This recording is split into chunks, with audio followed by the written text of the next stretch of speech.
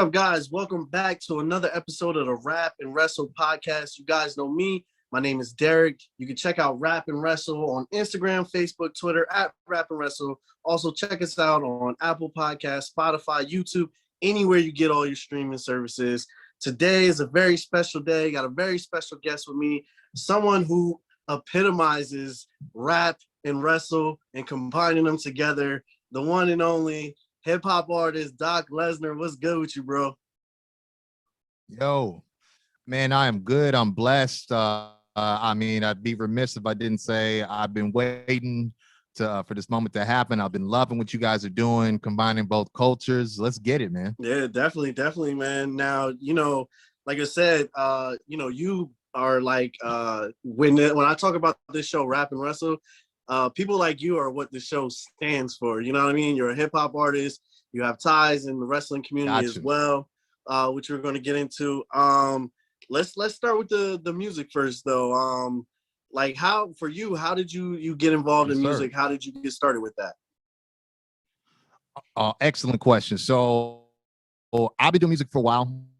I started when I was 7 years old. It was my twin brother, Kwency Jones Show. It's obviously his podcast I do, and I'm sure we'll get into that in a little bit. But Kwency and myself were twin brothers, and I had my cousin as well named Salute.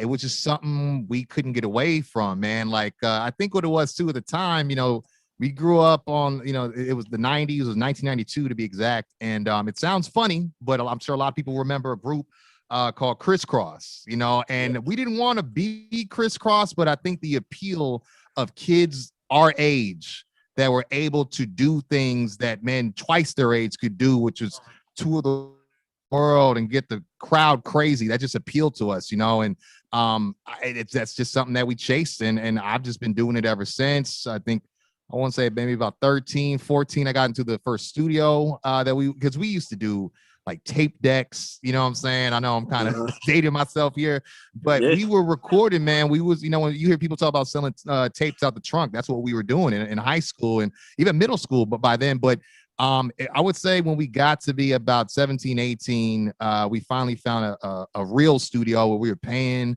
I think $75, $100 an hour. And we were just in there, you know what I mean? And I just look back, music is just something I've always loved to do. Yeah, man. I mean, in a nutshell, we got started when we were 7 and just have not looked back. You know what I mean? So yeah, no, definitely. Now, I gotta ask you, because that's my era too. So I was born in '86, so I grew up in the '90s as well. Of course, I know Crisscross as well. They were 85 myself. Okay, yeah. See, all right, there we go. So Crisscross is definitely big when we were kids. Were you wearing your clothes backwards too, just like they were doing? Yeah, well, I'll put it this way. If I was wearing them, my twin brother was wearing them, because whatever I was wearing, we definitely were. We was jumping as high as we could. I mean, we, of course we were fans, but we knew we had to do something different than that. But like I said, the appeal and the presentation showed a lot of promise for a dream we didn't even know we had yet until that point, so. Yeah, definitely. So what was the point where you decided, like, I'm going to take music writing serious. Like, I'm gonna take it serious. I really want to be considered an artist and make songs. Like, was there a certain point where you decided just like, I'm gonna really go forward and I'm gonna really do it? Or was it at that time when you were just talking about? No, definitely not at that time, but I knew there was something. I knew there was a difference between I guess if you want to say a rapper and an artist. I feel like an artist can make timeless music, and I think there is a difference in the writing when it comes to that. You know what I'm saying? And I would probably say when I got to high school, Blueprint dropped by Jay-Z, and Jay is a huge proponent in terms of motivating me to be, in the hip hop culture in general. Guys like him, Common Sense, I grew up on like Run DMC and the Big Daddy Kanes and stuff like that. But Jay specifically his album Blueprint, I think that's when I realized the difference between making like an anthem and making like a record. And once I got really deeply engrossed in that Blueprint album, I was like, okay, let's go right back, to the blank page and let's recreate. Like I just wanted to reinvent myself, and I think that was the time I would say, like, oh, okay, I'm doing, but I'm not anywhere close to what I wasn't doing exactly what I thought I was doing. I think right when that album came out, it clicked, like there's more here than just making people call response. You know what I'm saying? You want to make records that people can like roll with and ride with and hang on to for a majority of their life, basically. Yeah, definitely. So it's interesting that you name like Jay-Z, Run DMC. So now you're in Cali, right? Did you spend your whole life in Cali, or what? Did you move from somewhere else to Cali? No. Born and raised in Cali, but I got my dad was living in Seattle for a little bit. So I mean, I've been outside of Cali and I've actually performed outside of Cali, but I've lived in Cali my entire life. Yeah, born and raised here. Oh, well, nice. That's nice. So because it's so funny listening to your music. The first thing I said, because when we were talking about the times and then you told me your time, I was like, oh, he's in Cali. But when I'm listening to your music, I get like East Coast vibes to it when I hear you rap. So I was kind of like thrown back by that. But I like the mixture of it for sure. Who on the West Coast? Who are some of the West Coast rappers that you like coming up? When I was coming up, Quick, DJ Quick was just awesome. Dog Pound, Snoop and Dre, of course. I mean, I thought for a cool the next Dr. Dre for sure. Because I just thought it would, it's one thing to rap, but I thought, man, you're the guy that makes the classic records. Like you're the one that's responsible for the G-Funk era, to a degree. And I always thought that was just so cool to be the engineer of a soundtrack of like, it's like a time capsule of sound, you know what I'm saying? So, but yeah, I would say like, West Side Connection, E40, obviously Pac. I mean, those are the artists that came up on, but I think, the reason why my music does sound a little bit more East Coast is I was into like Biggie and again, like some of the guys, I wasn't like the traditional West Coast artist because I felt like the West Coast artist kind of has one traditional sound.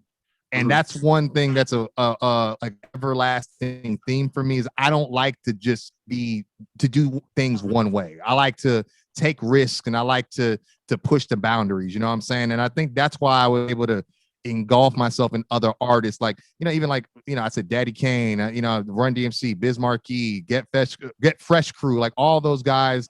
And then the Jay-Z's, the Nas's, the Biggies, even Puff Daddy and the Locks and all those guys. Like the 90s were very impressionable. You know what I'm saying? And I don't gotta tell you, you were there. I mean, so but yeah, I think that's why some of my music has kind of like a melting pot sound to it, Yeah, no, definitely.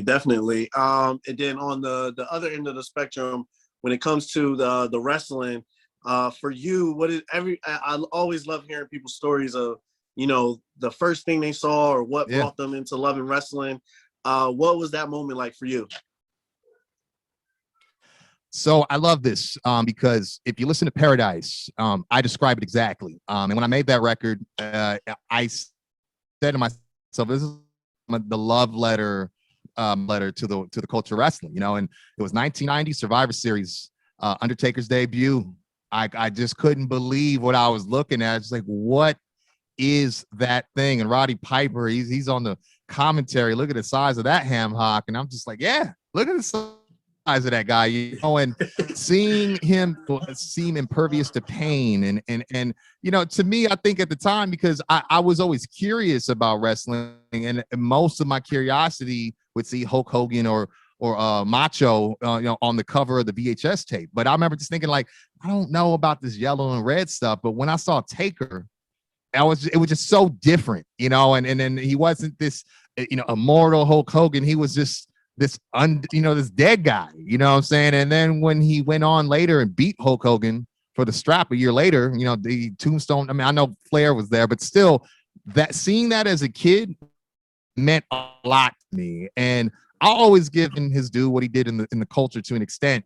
But to see someone that wasn't Hogan come and come on and take the belt he made famous, that's what got me a wrestling. It got me to be a wrestling fan for sure. Dope, man. Yeah, that was definitely an iconic moment that sticks out in wrestling history forever. So that's a great moment to definitely get involved in wrestling. Wrestling at that time a lot different than what it is today. What are kind of like some of your thoughts on? What are kind of like some of your thoughts on wrestling today, and like how do you feel about like the overall presentation? I'm not mad at the presentation. I think wrestling is one of those ever evolving art forms that has room for everybody. But when you make room for everybody, that means everyone thinks they can get everything over. And I think that's the problem is there needs to be a better filter system. And I'm not gonna be the guy, the old grizzled vet that tells them, hey, slow it down. But I think this should be, it's just really about the characters, the selling, and the believability. And I think it takes time to master all three of those, you know what I'm saying? And so I'm not mad at today's product. I think that the athleticism is at an all-time high, but sometimes we get such high caliber matches that, on free TV where you're like, I don't know why I'm supposed to care about this on a takeover or an pape or I won't say WrestleMania, but like a Royal Rumble. If you've seen the same matchup, on Raw 4 times, you can't. Yeah. I think it kind of doesn't. They just give away too much too, So, but you know how it is, man. When you're a wrestling fan, it's a labor of love, dude. I mean, it's hard to stay away, So. No, that's a fact, man. It's like being in a bad relationship, man. Mm-hmm. It's like you're not gonna leave them as much as they abuse you. Oh yeah. I'm not going nowhere. But it's just something about you that keeps me coming back. Yeah, it's crazy. Facts. It's crazy. So what about we just came off of the Super Bowl wrestling, WrestleMania. A lot of people in the Black wrestling community consider it this the blackest WrestleMania that there's ever been. How did you how did you enjoy the overall product that was displayed for WrestleMania weekend?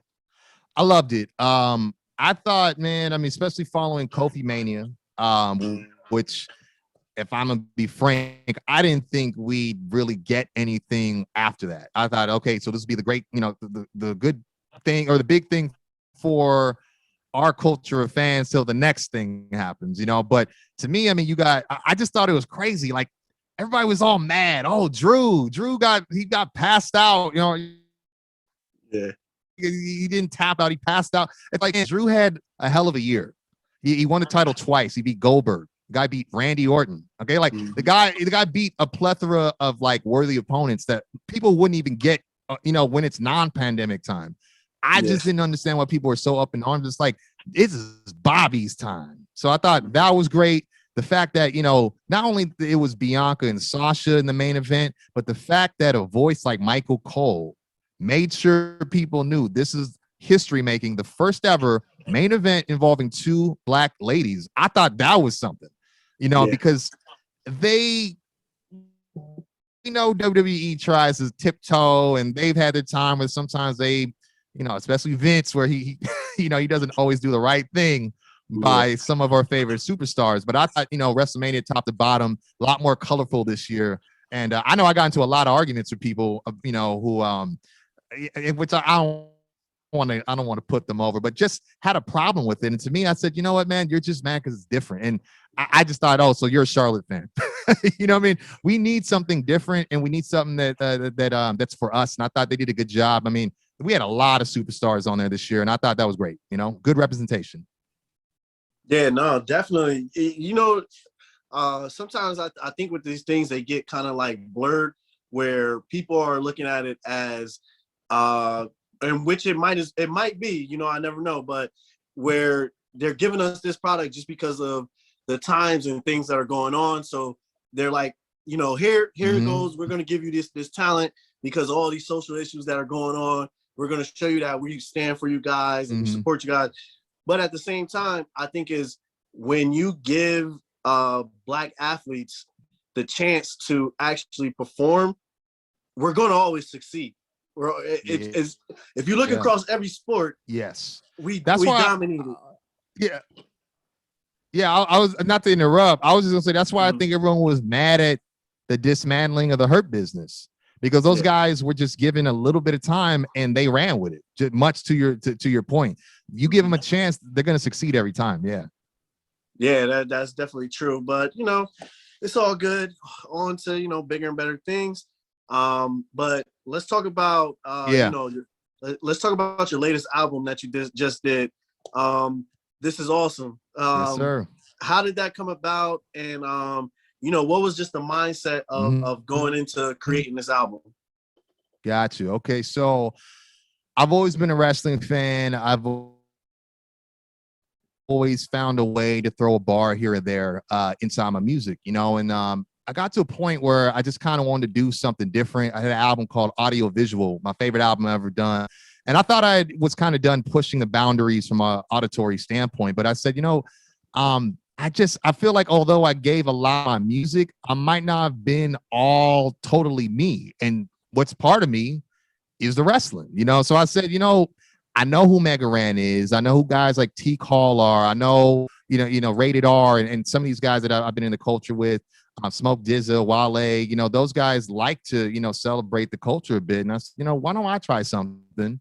And what it kind of came about was my cousin, Awesome Beats. I've always trusted him to, with the right ear to kind of guide me with my sound. And so I just started kind of playing around with stuff, and I was like, oh, this is awesome. I should try to use that. And then it just kind of clicked with me. It's like, maybe you should do a project where it's all Awesome Beats.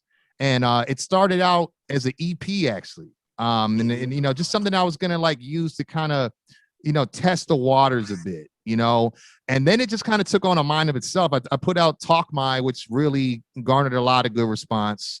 And I wasn't sure I was going to go with it, but then I was just sitting with it. And I sent some music into a popular podcast, Keeping It 100 with Conan. And there was some stuff that was actually spun off of that, where at the time Juventud Guerrero was doing a segment called I think it was the Juicy Seal of Approval, and I'd sent some music in there and they gave me the Juicy Seal. The funny part was Disco Inferno, who was a co-host on there, he started kind of shooting on me. So I started shooting on him back, and I had sent this email to the production manager, Joe Feeney, and next thing I know, I end up becoming this inadvertently like a cast on the show. They started calling me Doug Larson instead of Doc Lesnar, but everyone knew what they were talking about. And almost every week, Disco would have this disco list. He's a good friend of Jericho, and at the time he was just kind of doing something to do a segment on the show. And for some reason, I was getting tagged in this a lot, and it seemed like more people wanted more music. So that's when I really was like, okay, I need to push this full force, and that's what I ended up doing. And there was a little bit more controversy with the show. I'll say that kind of ventured on, but I was able to navigate around that. And next thing I know, I'm doing a song. I sent out some feelers to Mega Ran, which I didn't really think was going to happen. And next thing I know, we're doing business, man. We're talking, and he was just so down to earth. The only thing we've met 3 times, but the only thing I wish is that we didn't get a chance to record together, but such a humble dude. And once I locked that feature in, I was like, we're doing this. We're off to the races. I need to do something for this culture, because I think what it was I felt like anytime we bring somebody from hip hop into a wrestling event, they get booed out the building. They brought Diddy in at New York. They didn't want it, and I always think it's like, they think you can mesh these things together, but it's all about the presentation. So that's where I kind of came up with the idea. How can I present this to the wrestling community where it can bridge the gap between wrestling and hip hop? And that's where I went from. Yeah, man. Yeah. And just the whole body of work just put together is just, it's just amazing. Just the mindset of how you're just able to just combine hip hop and just wrestling together. And I've listened through the album 4 times, and I was just like, damn, this is pretty good. And just like you said, yeah, no, definitely. And talking my shit is that's fire. You set the tone right off the bat with that. I loved it. And then just the feature with Mega Ran as well. And I'm just like, yo, this is a really good body of work, and you definitely did a good job with it, man.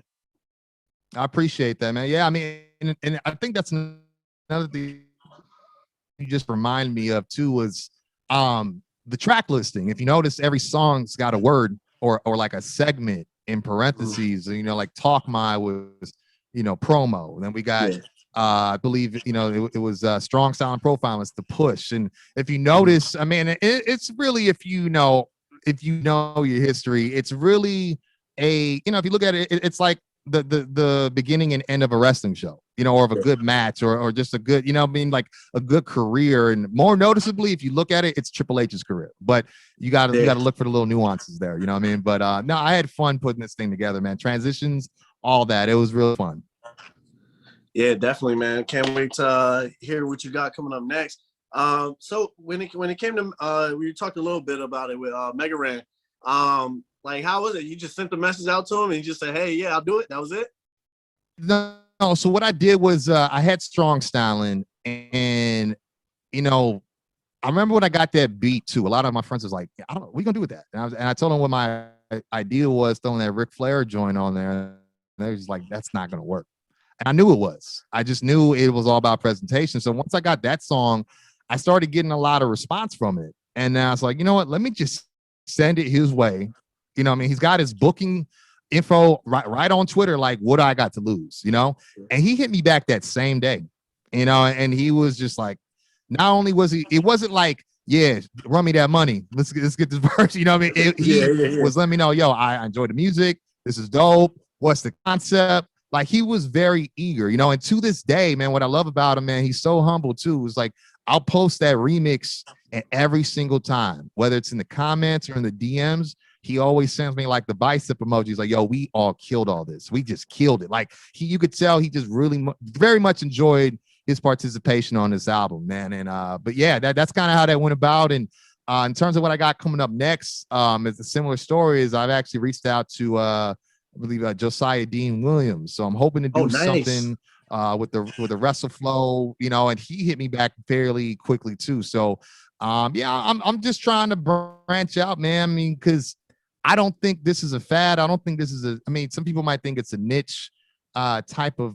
concept or genre, but I just think it's like I've always said, I've always compared wrestling to the hip hop world because it's very similar. Big, larger than life personalities all trying to tell a story that you can relate to. You know what I'm saying? And I mean, it's hard to argue with that. So that's why I was like, there's very much a lot of parallels here. And that's why I think it was made it fun and easy to bring out and show people. So that's why I think you're able to listen to it. And the fact that it's like only 30 minutes is like, okay, I'm not here to take too much of your time, but just let you know, like, this could rock. You know what I'm saying? So yeah. No, definitely. You know, something I thought about when you brought up how you're like they booed Diddy out the building when he was performing. Mm-hmm. See, the way it is, I feel like I don't know if WWE they're kind of moving in the right direction with it, and just wrestling in general. It's like when they're giving you like a watered down version of what you actually want. So it's like, we all know who Diddy is, we know Bad Boy, but none of us are listening to Diddy's music. You know what I mean? So and then Machine Gun Kelly. No one's listening to Machine Gun Kelly. I've never been like exactly. Yeah, you know what I mean? Yeah. So that's I've never watched a match and gone on. You know what would set this off? Is some music from Diddy. Like, I've never thought that, you know what I mean? So yeah, it was just kind of like oil and water sometimes the way they do it. Yeah, but hey, I guess that's when you're being PG and stuff like that. That's kind of the route you try to go instead of trying to go like the other route. So let's talk about you said you did a show with your brother, the Kwency Jones Show. Let's talk about how that came about. Yes, your brother, the Twin World Order. How you guys put that together? Yeah. How you guys put that together? Well, I give I give all credit to my brother, man. It's funny because it actually started from an album title. He was going to do the Kwency Jones Show from a standpoint of, kind of like the Kevin Owens show. He wanted to use, he kind of started using the old Raw logo at the time. And then it just, one day he was just sitting with it and he's like, because myself, my brother, and then we have a third comrade, or the third man, as we like to call him on the show, Mark McFly. We're good friends. I used to be roommates with Mark. My brother used to be over all the time. And we used to just, like armchair book, you know what I'm saying? We chilling in the garage, maybe on some drinks, something else maybe, but we would just shoot and just go, well, what I would do with this. And he said, why are we not recording this? Kind of how it went from, let's take this out of just shooting the shit to, on an actual microphone. And then, it just kind of took off from there. It started off where we were going to, we had guests on there, hip hop artists trying to kind of doing the same thing. Hey, what got you to be a fan? But then we started realizing like the fans are really like, diligent, and we want to hear what you guys think. And so that just became more the dynamic. What do the twins think about wrestling? And it just became a thing where I think a lot of people were anticipating when we would disagree, because we do disagree a lot despite being twin brothers. But I think that's what's dope about it is you go into a twin podcast expecting it to be similar mindsets, and it's not, and there's times where it gets heated. And I just feel like it's just our job to keep it real with each other. You know what I'm saying? And that's what makes fun. Yeah, definitely, man. That's definitely dope. And, it's good to be able to do something that you love, especially with family and your brother. That's pretty dope that you guys get to do that. You also you do booking and you do commentary for Rival Pro Wrestling. Tell the fans like what Rival Pro Wrestling is about, where it's located, and kind of like your responsibilities with the company. Oh yeah, definitely, man. I think it was 2017 we started this. I'm part of a 6-man crew, which I mean, really good guys. We all have, great ideas. We started this up because we kind of wanted to see more SoCal wrestling, in more our direction. We're kind of in the IE or the Inland Empire of SoCal, and a lot of that stuff goes down in like PWG and LA, Hollywood as well, championship wrestling from Hollywood. So we wanted to kind of give an alternative, which is kind of where the word rival came from. It was like, well, let's give them something that rivals, like it's just as good a show as PWG, but it won't be in LA, and it won't sell out right away where, you got to be online all day just to get tickets. And those who have been to a PWG show, you know how hard that is. So we wanted to just kind of make an alternative, and that's kind of where it started from. In terms of responsibilities, I'm one of 4 people on the booking committee. We go out, we reach out to wrestlers, try to figure out, it's fun because you're trying to do a jigsaw puzzle about what's gonna put together the right presentation for the show, who you're trying to get over, what message you're trying to get across, what story you're trying to tell. And that's always a fun, creative process because it's like throwing darts on the wall, but like trying to figure out how to make it all come together, and you got just a melting pot of different people's ideas, different ideologies on wrestling, people who grew up watching different types of wrestling. Maybe some guys just ECW and maybe like more of the death match stuff. Some guys are more classic, but that knowledge, I think, is what strengthens us as a team because we got so many different avenues we can lean on. But personally, yeah, I do commentary. I'm part of the commentary team with my brother, Pro Wrestling, and Gold Coast Federation as well. But Rival Pro, that is our home base, and we're hoping to bring back some events this year. And I gotta say, it's been fun because we put guys like Brian Cage, Scorpio Sky, a lot, Jungle Boy, Joey Janela, like a lot of people that you've seen that have made it onto TV. Jake Atlas is another guy that we've had, so it's been really fun getting to participate with doing things like that, from setting up the stage to setting up the ring to doing everything else under the sun to make sure the show is on point. Yeah, no, definitely. You personally, do you feel like you as a fan, you look at wrestling a little bit differently just because you are involved in things like Rival Pro Wrestling and you kind of get to see things that happen behind the curtain? Absolutely. Yeah. It's a switch, it's like when I'm doing commentary, it's on. It's exactly what, because we're the ones narrating the story, which I really love that responsibility. But when we're doing it, I'm in the moment. It's as real as it can be. But yeah, you're right. I mean, once you're breaking it down to You know, you're not just booking these guys, you're paying them, you're hoping they're doing exactly what you want them to do, you're hoping they stick to the script. There's a lot of different things that go into it that break down the belief or the what is it, the suspension of non-belief, as they say, because now you're looking at it as a promoter. You want people to walk away with their money's worth. So it's a little half and half, and it's all about if and when, you know, when you put that hat on or take that hat off, I should say. Yeah. Yeah, definitely.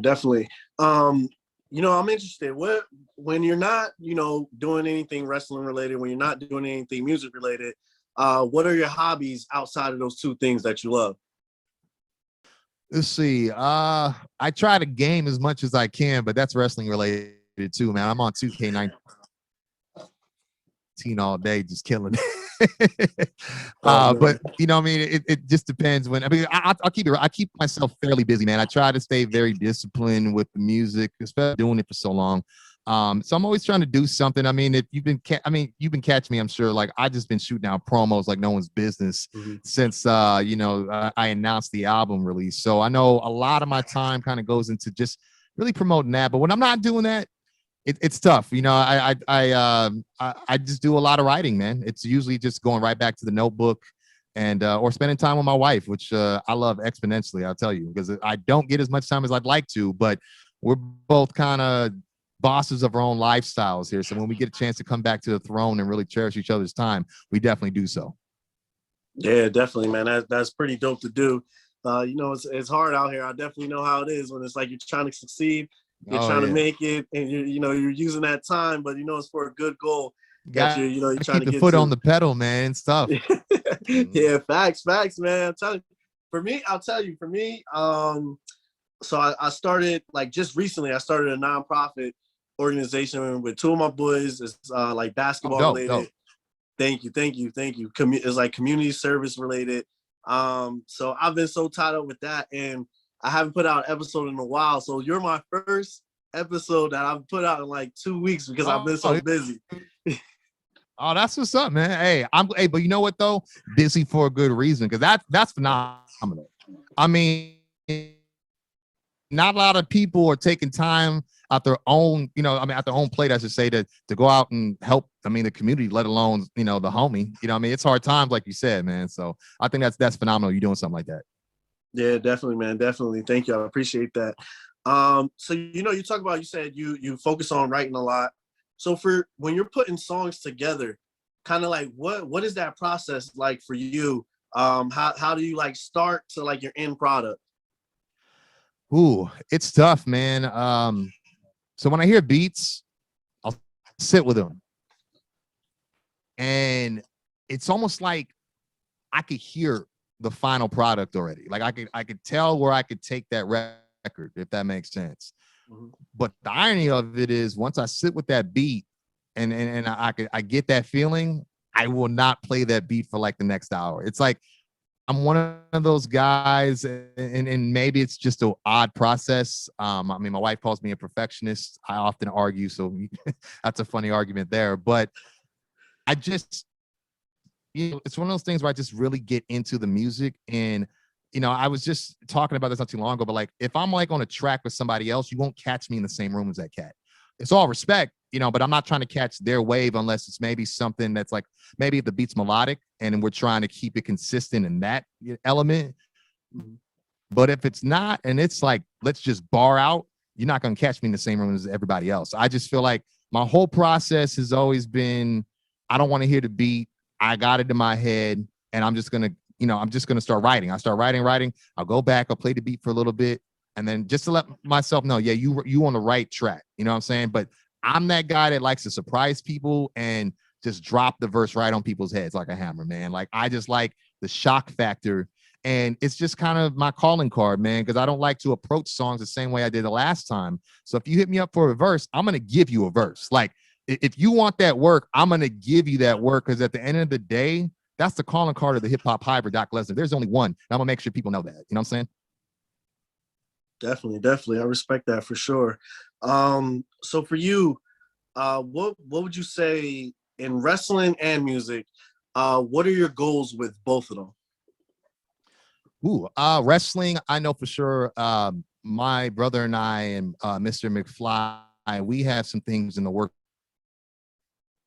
already. So we love working with Rival Pro, but the thing about SoCal is there's always going to be more promotions. And then when there's more promotions, that means more wrestling, you know? And so I know for sure we'd like to add another promotion to the SoCal scene, whether it's in conjunction with Rival Pro or Gold Coast Federation. It's completely up to them. But I know that's something I'd like to do personally on the music and wrestling tip. Dream job, making theme songs all day. I've done it a couple of times for some indie wrestlers. It's extremely fun, you know, and I think a lot of the wrestlers are very humbled by how serious I take it. I like to do a lot of research on the, you know, person in question, because I want to, you know, represent them the best I can, since they're going to be making their way to the ring with my words narrating why you should give a damn, you know what I'm saying? So I definitely want to get into maybe a major, whether it's, you know, for NXT, WWE, AEW, or Ring of Honor. I know MLW is coming to Vice. You know, I'm willing to work wherever, because I think you could agree, man. A lot of the new songs in WWE are just hot garbage, and they need a face over, you know, or a facelift of some sort. But to go back to the music part, I would like to tour outside the country. I've been able to perform numerous times outside my state. My brother and I were able to go to South by Southwest in our own dime. You know, did a fundraiser, killed it out there, opened for Crooked Eye. We've opened for a lot of notable artists. You know what I'm saying? Like I said, I've been doing this since 7, but I want to get out of U.S. Soil. I want to go to, you know, London. I want to go to Australia, whatever.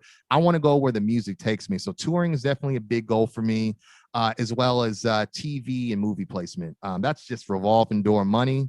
And that's where I'm at. You know, I want something that's going to continue to give. And, you know, the more you see a movie, especially if it's great, it's timeless. And it's only as timeless as the scene that you know, the music that plays. So I think, you know, stuff like that. So I'm looking for placement in film and TV. I'm looking to get into theme songs for wrestling promotions. I'm looking to start my own promotion. Yeah, definitely. That's dope, man. That's dope. Yeah. I can definitely see you you know, doing the music for sure, and the theme songs. Just like you said, there's a lot of guys who need some help with that music, man. I don't know who's making those songs. It's like you got somebody like Josiah there who's in WWE that could easily be helping with a lot of these songs. I know I heard Mega Ran talk about it before. He has he did like a song for Kofi for WrestleMania that was going to change his theme music, and they never used it as well. So they got Wale, who loves WWE. Like, let these guys come in, man. Right. See, I mean, to me, I think smart thing. Wale, do a song for Big E. I mean, I thought that was like an easy 2+2 equation. But I remember that. I remember when Rand was talking about that, and it's a shame we never got a chance to hear that. But you know what? Because I got. I mean, even like, I don't know about you, but like Kyle O'Reilly's new song, Adam Cole's new song, I'm just not feeling, man. Like, I know they got rid of CFO not too long ago, but they definitely need somebody in there to usurp that spot. Because I mean, it's NXT, man. I'm trying to be excited when you come out that curtain. You know what I'm saying? So hopefully we'll see what happens somewhat soon, I think. So facts. I hope so. Somebody I'm looking for to get a new music is Roman Reigns, man. He's killing it. He needs new music. Because I don't. It's just I totally agree with you. New character, new look, new attitude, new mindset. He's got Heyman, and the only thing that takes you back is the music. You know, no one's trying to, especially with Moxley not coming back. I don't think he's coming back. No one wants to hear that Shield music no more. You know what I'm saying? And I mean, even Adam Cole, he didn't keep the Undisputed Era music. You know what I'm saying? And arguably, you would argue he could have, and you wouldn't have been mad. But it's like, come on, Roman, like just. That's the last part of old Roman you need to shed. And then I think not like he's not doing his thing, but that'll really cement this new title reign, I think. You know what I mean? Definitely. So, you know, when you're not, I know WWE is always going to be the big company that for, you know, 95% of us made us all fall in love with wrestling. What are some of the other companies out there that you're watching and that you enjoy besides, you know, the big guys, the WWE? Yeah, I mean, I think AEW is easy. I mean, I do enjoy NXT, though. It is obviously an extension of WWE. When I get a chance, I do try to catch Impact every now and then. I mean, it's not the same as it was when Jeff Hardy was there and or Perk Angle, I'll say, not Kurt Angle, because that was a different type of beast. But when I remember when Impact was really rocking, even back when they had when the Bucks were like Generation Me. I remember I was enjoying it then. And I will tout that they got better, maybe better talent now. And they definitely got a hell of a women's roster, I'll say, better than AEW. But yeah, I mean, I think that's kind of, I would say I'm really in between AEW. I do Impact every now and then. I really like Ring of Honor as well. MLW is not a bad one to watch as well, which, guys like AF came from, Wardlow, I know did some time over there too. But yeah, I'd say, honestly, I was really hooked on the Wednesday Night War stuff for a while. So yeah. Yeah, I was pretty disappointed they kind of canceled that out, but I mean, hey, what can you do? When it comes to independent wrestling out there where you're at, how is that scene out here? I'll tell you right now, over here, I'm in New Jersey, right here in between Pennsylvania. Okay. In between New York as well. And we're spoiled over here. We're saturated. Anybody that we've seen on TV, they've come through here. We've seen them before they got on TV. How's the scene out there for you guys out in Southern Cal? I would say it's probably just as bananas out here. I mean, there's a lot of promotions. I mean, I'll put it this way. Anytime we go to promote, we'll go to another show to hand out flyers and stuff to promote for our show. And it always seems like there's another one sprouting up. But there's tons of opportunities. It just seems like a lot of the talent got scooped up in the SoCal scene by NXT and AEW, like right before the Wednesday Night Wars started. So I think that's the only thing is there's a new fresh crop of talent that got a chance to make a name for himself, but they definitely don't have any shortage of promotions out here. We're pretty spoiled too, I'll say. Nice. It's always a great feeling, isn't it? Oh yeah. Yeah. So I can't wait to get back to live shows, bro. I really can't. That's what I'm missing in my life, is to go a live show right now. Yeah, no. I'll tell you my last big live show that I was supposed to go to. I was supposed to go to WrestleMania last year in Tampa Bay. I was gonna go. It was my first time taking my son. I was gonna go with my wife as well, and then everything just started and got canceled because of COVID. Man, it was pretty bad. And on top of it, I'm a Tampa Bay Bucks fan, so being able to go to Raymond James Stadium on top of it would have been great. Damn. So it killed me, but I feel you on that. Yeah, I think I was supposed to go to Double or Nothing last year, or I think the year before actually, and then they were going to postpone it to this year, and then they decided they're not doing it. But now it seems like they're letting people back into the arena. So now I'm trying to figure out, like, so what's up with that refund? Oh, Cody, TK, I need that money back. I'd rather be there than get the money. You know what I'm saying? But yeah, I just miss going to shows. I'll tell you that, man. Yeah, it looks like Florida is the only guys that's going to be getting shows for the time being. It looks like, because they're in Florida. It's like, hey, come just do whatever you want. We don't care. We're open. Pretty much, yeah. So unfortunately, in the hip hop world, we lost two really good legends for at least my time when I came up in the '90s. We lost DMX and we lost Black Rob a week later. Did DMX and Black Rob, any memories of them, or any impact of when you was a child in the '90s listening to hip hop music? Oh, most definitely. Black Rob, I mean, from Woe to, when he kind of helped Diddy introduce G-Dep a little bit with the, I forgot the name of that song, but Let's Get It. That song, that was nuts. Yeah, there we go. And then I think when they did, like the Special Delivery remix.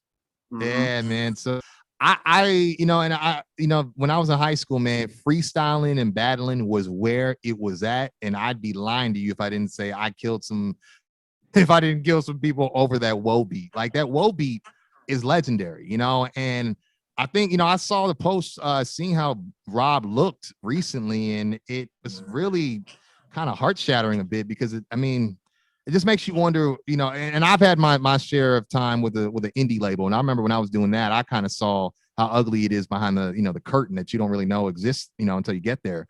So it makes me wonder how far, Rob fell, post Bad Boy success, because it just doesn't seem like something like that should happen. You know what I'm saying? As far as DMX, I mean, I can't say enough about DMX, man. I mean, we came up in the same era, you and I, so I think we both know how big a deal DMX was from, from the Rough Riders Anthem, Flesh of My Flesh, everything in between, slipping, falling.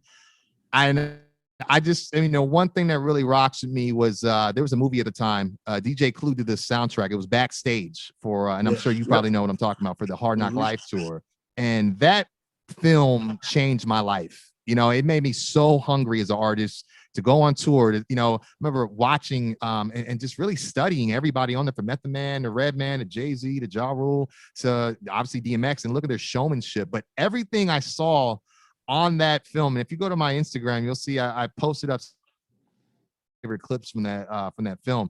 That's what stuck with me with DMX, man. The fact that he's freestyling on there with Jay-Z, like they're rehashing the old pool table bit from back in the day. If you know, you know. And then the fact that he, just him talking about just his relationship with God and the struggle with that. And the one thing I heard Charlemagne say, and it's true, DMX is a guy that was never scared to publicly fight his demons. And I think that's why I'll always have the utmost respect for a guy like that. You know what I mean? So yeah, rest in power to both those gentlemen. Yeah, definitely, man. And it's kind of like one of those things, like you said, we listened to both of those guys growing up, and every once in a while you tune into it, and it's just like it always hurts, because it's like we always wait until someone's gone until we realize, like, oh man, just like how great of an artist this guy was. Mm-hmm. I was just thinking about that, like, DMX was a big part of me growing up. And he wasn't that old either, man. Like, I think that's what is kind of disheartening was, I think we all knew he had his demons, but I mean, I think, what was he, 50, 53, something like that? It was just, he didn't, 50, he wasn't done living, man. Like, and think, there's just a whole nother generation that could benefit from that man's music. And we talked about timeless music earlier. That guy is timeless, man, for sure. Yeah, definitely. So we talk about hip hop, we talk about wrestling. Now I'm gonna ask you for both, for wrestling and music, if there's one thing that you like about it, one thing you like about it, and one thing that you dislike about it. Sounds good. Let's see. Anything particular, like just wrestling in general, hip hop in general? Wrestling and hip hop in general. Wrestling, I would have to say I'm not a fan of the toxic community that sometimes is a result of too much access. I think Twitter has given people too much chances to watch every keystroke of a keyboard to make sure, hey, we're going to make sure you get canceled. Like, I'm not sure if you heard about this Roman Reigns thing that happened, where he came out and used the word sissies, and I don't think it was in a way to offend any of the homosexual community in the world, but a lot of people were quick to draw or to connect the dot there. And I just think we can do with a lot less more of that. I mean, clearly if someone's in the wrong, what I'm saying, for doing something, yeah, I cancel the guy. But I mean, Roman Reigns is the best thing going on TV. No one wants to cancel Roman Reigns. You know what I'm saying? So I just think if we had less toxic community on that. And then I think kind of in conjunction with that is people got to stop thinking they deserve to be satisfied from a specific match or athlete. I think that athlete doesn't owe anybody anything. And so I feel like there's that section of the IWC that can never be happy about anything. On the music side, I would say it's sometimes can be oversaturated. And I think what makes it hard, and I guess something I'm not a fan of, is the fact that, because there's this stigma now that almost anybody could pick up a mic and just be an artist, it makes it harder to prove to someone that you are an artist. So that's something that I'm not ever really a big fan of. But at the same time, that's just the industry we're in, you know what I mean? And that's why I think earlier I said we could use a better filter, for wrestling, but we could also use one for hip hop as well.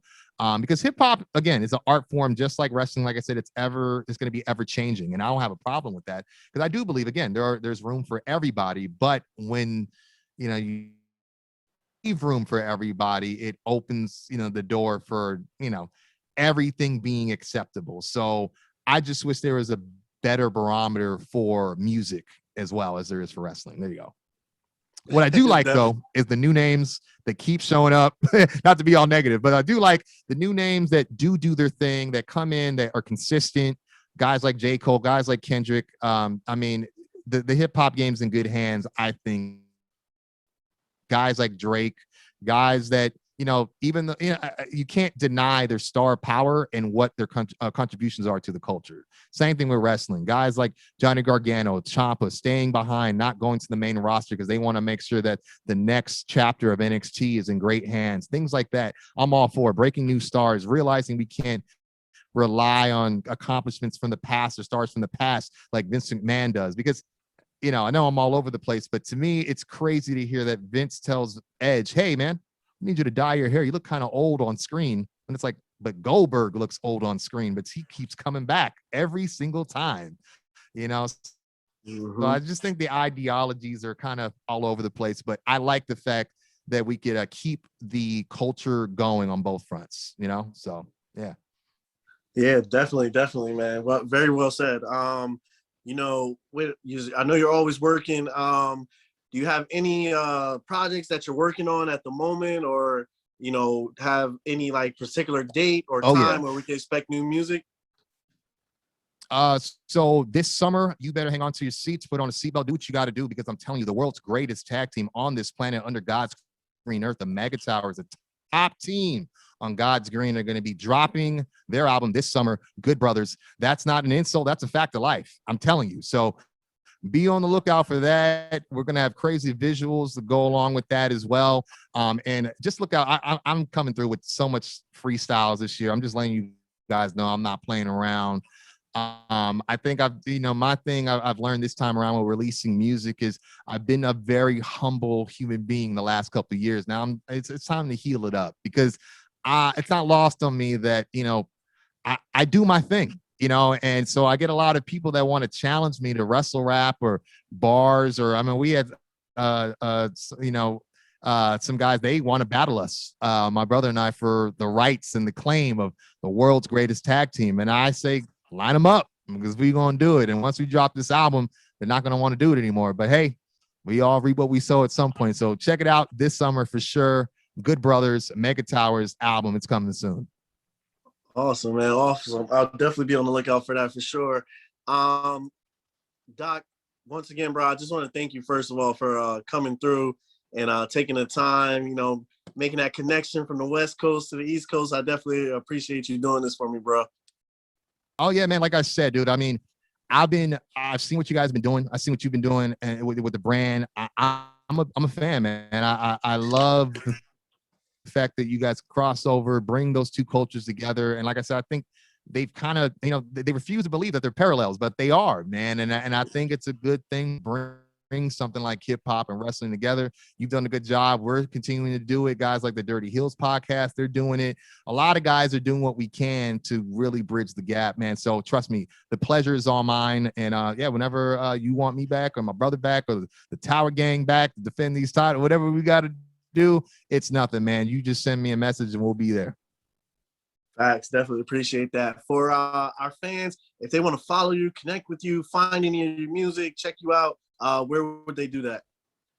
Let me talk to you. Hip hop hybrid Doc Lesnar. You guys heard me talking about it this whole time. This is awesome. The latest album produced entirely by my cousin, Awesome Beats, featuring Megaran, featuring Cam Archer, featuring ILS the artist and the greatest damn tag partner in the business, Kwency Jones Go from the Kwency Jones Show. Do yourself a favor. It's on every streaming platform you can imagine, whether it's iTunes, Apple, whether it's where you get your podcast from, whether it's Pandora, Tidal, anywhere you like to stream. That's where you're going to find my music. And if you go on my social media at Doc Lesnar on Instagram, or at Doc_KJS pod for all my things that are related to the wrestling business, the wrestling memes, the wrestling news, anything I do with the podcast is on there. But if you want to follow your boy, at Doc Lesnar, and go ahead and follow me on Twitter as well at I'm Doc Lesnar. And that's where you find all the best music you could muster, man, this year so far. So awesome, man. Definitely appreciate that. You guys make sure you definitely check out Doc, all the great things that he's doing. Keep up with everything he's doing. The Kwency Jones Show as well. Check that out as well. You definitely check us out at RapnWrestle on Instagram, Twitter, Facebook. Check us out on Apple Podcasts, Spotify, YouTube, anywhere you get all your streaming needs. Make sure you subscribe, make sure you like. And for this episode, it's Derek, it's Doc Lesnar, and we both are out.